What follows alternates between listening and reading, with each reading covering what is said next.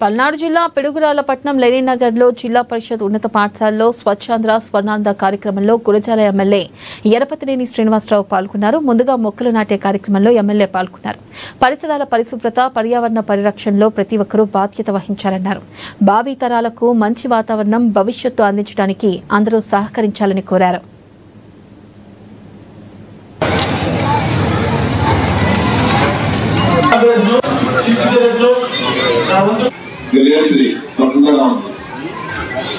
ఇది మనం తెలియకుండానే చెట్లు చేస్తూ ఉంటాం, తెలియకుండానే అవి గౌరవం చేస్తూ ఉంటాం. కానీ మనం తీసే ప్రాణవాయువు చెట్ల ద్వారా వస్తుంది.